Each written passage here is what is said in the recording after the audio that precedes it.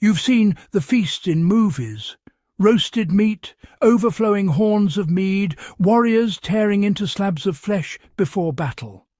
But that image hides a far more powerful truth. The real strength of the Vikings wasn't built on feasting. It was built on preparation. It was built in the dark months when the fjords froze solid, when the sun barely climbed above the horizon, and when survival depended not on courage, but on planning.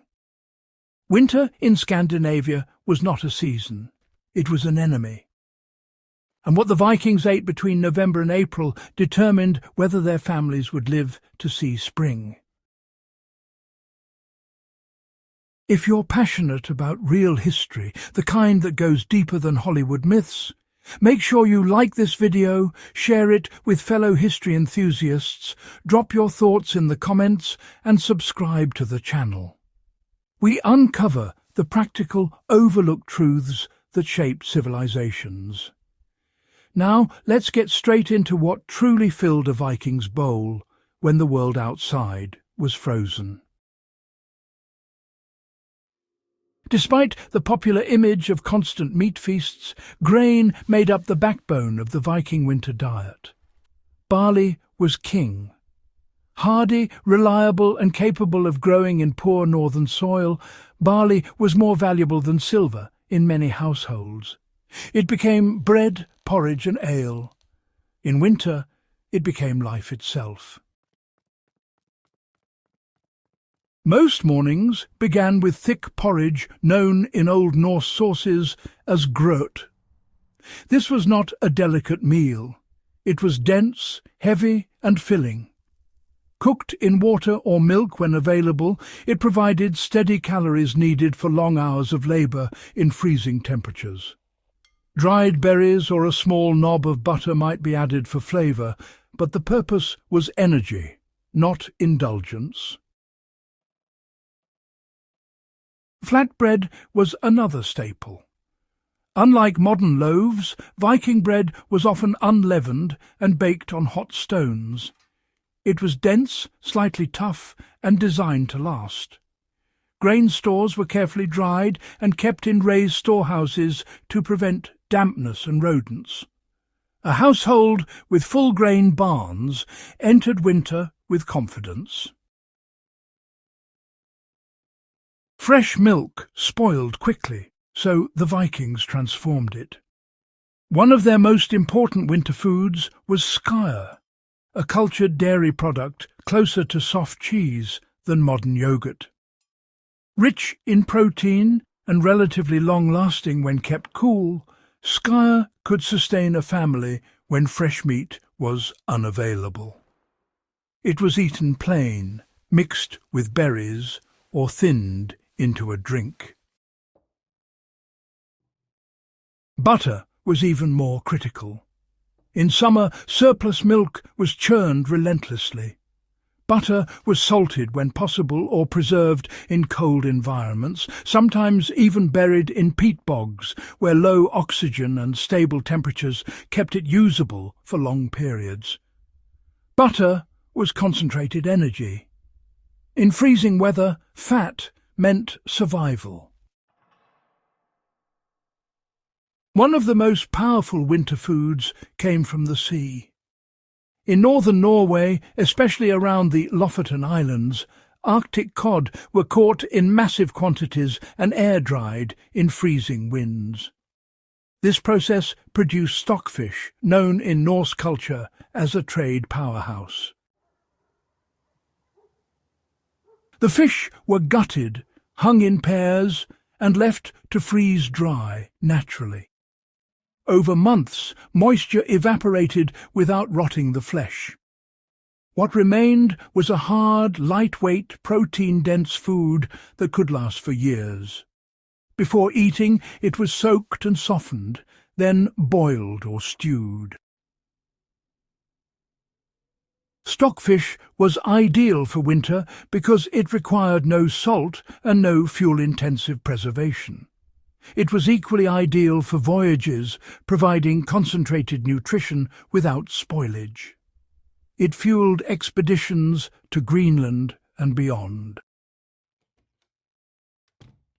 Autumn slaughter was strategic. Keeping too many animals through winter required more hay than most farms could spare. Livestock were culled, and fresh meat was eaten quickly. The rest was preserved. Smoking was common. Meat hung under the roof of longhouses where hearth smoke slowly dried and treated it. The chemicals in smoke inhibited bacterial growth while drying removed moisture. The result was dark, firm, aromatic meat that could hang for months. Salting was highly effective but expensive.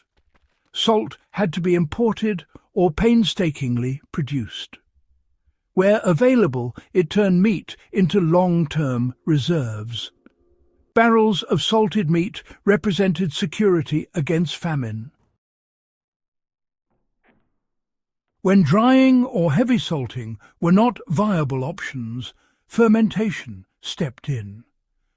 Fermented fish, such as rackfisk, involved lightly salting and sealing fish in barrels, allowing controlled bacterial processes to preserve it.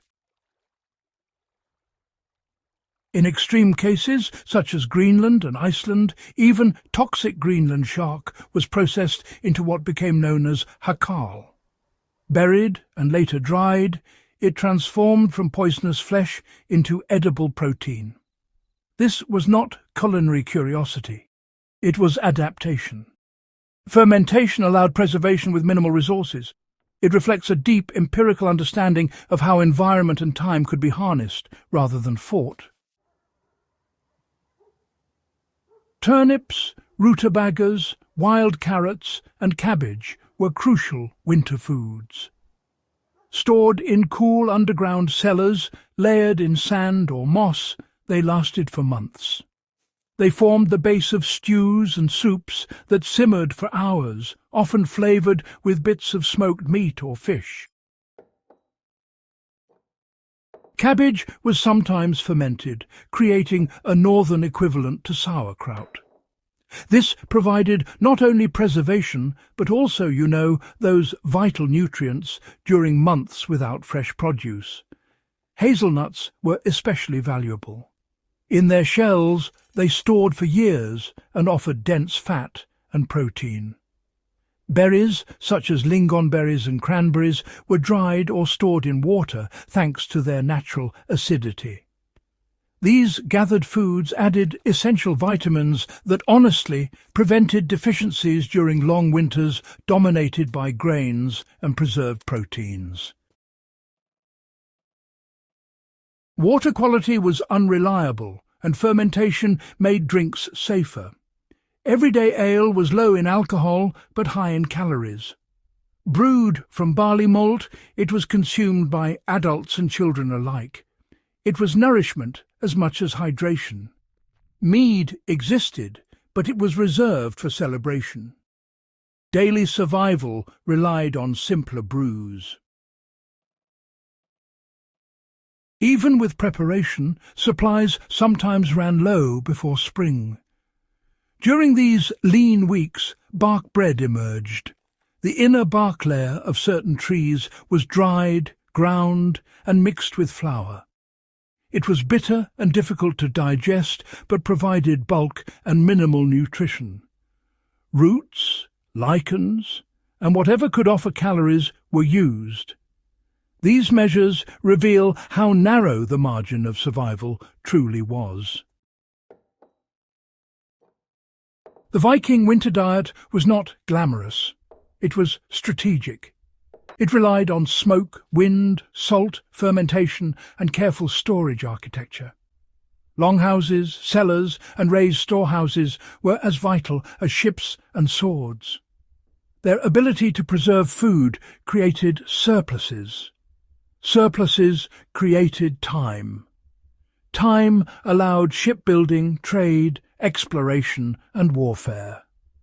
The winter pantry was as important as the longship.